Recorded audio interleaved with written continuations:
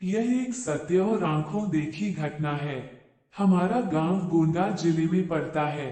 यह उस समय की बात है जब गांव में 18-19 साल की उम्र में सब लड़कों की शादी हो जाती थी।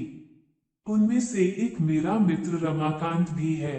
उसकी शादी 3 साल पहले हो चुकी थी और अब उसका गौना भी आ गया था। उसकी बीवी बहुत निडर थी। इसको मैं निडर इसलिए बता रहा हूँ कि उसकी निडरता एक दिन बहुत भारी पड़ गई थी।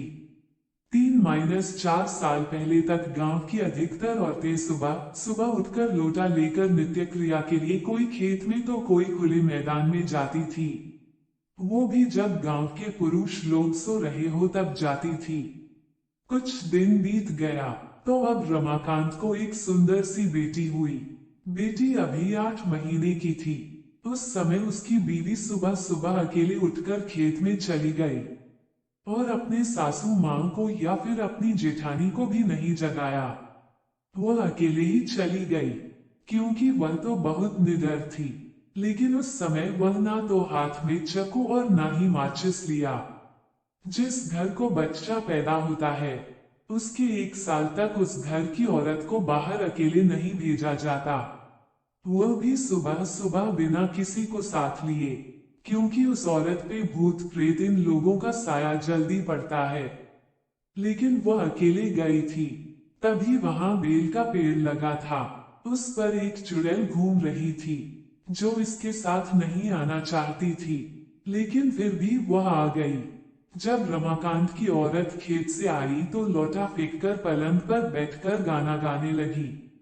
बगल में ही खाट पर लेटी हुई उसकी बच्ची जोर जोर से रो रही थी, लेकिन वह तो गाने में व्यस्त थी, इसलिए उसे सुनाई नहीं दिया। इतना देखकर रमाकांत चिल्लाने लगा कि बेटी को उठाओ, क्या तुम्हें सुनाई नहीं दे रहा है कि वह रो रही है? फिर भी बीवी ने जवाब नहीं दिया।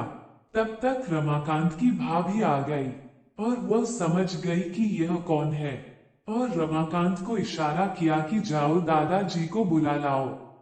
इतना सुनते ही रमाकांत समझ गया कि मेरी बीवी के ऊपर कोई चुड़ैल का साया है। तभी भाभी ने दादाजी का नाम लिया। तब तो रमाकांत पलंग पर बैठकर दादागिरी झाड़ने लगा और बोला कि तुम कौन हो, यहाँ पर क्यों आई हो, क्या तुम मुझसे शादी करना चाहती हो? तब तक गांव की कुछ औरतें और कुछ पुरुष मजा लेने के लिए इकट्ठा हो गए। चुड़ैल ने कहा कि मुझमें तुम्हें क्यों दिलचस्पी हो रही है, क्यों मुझसे शादी करने के लिए आतुर हो? तो रमाकांत झट से बोला कि मैं कुछ काम धंधा तो करता नहीं, लेकिन अगर तुम साथ रहोगी तो धन दौलत लाती रहोगी। चुड़ैल ने हंसकर बोला, ऐसा कुछ नहीं होता, हमारे में भी कोई ना कोई मुखिया जरूर रहता है जो धन दौलत की रखवाली करता है। तुम चाहो तो हमारी दुनिया में चलो, तब मैं तुम्हें सब कुछ दूंगी, पर अभी नहीं क्योंकि तुम जीवित हो। रमाकांत समझ गया कि अब मेरे हाथ कुछ नहीं आने वाला है, तो उसने बोला कि ब्राह्मण परिवार में आते हुए तुम्हें डर नहीं लगा? और नीचे बैठे हुए सब लोग मजे लेते हंस रहे थे। तब तक दादाजी भी आ गए और बोला कि यहाँ से सब लोग हट जाओ और अपने अपने घर जाओ। इतने में रमाकांत की बीवी भी पलंग से नीचे उतरकर सिर पर पल्लू डाल दिया और चुड़ैल भी चली गई। तब रमाकांत मन ही मन बड़बड़ाने लगा कि इनको भी अभी आना था, अगर थोड़ी देर बाद आते तो क्या पता मैं भी माला माल हो जाता।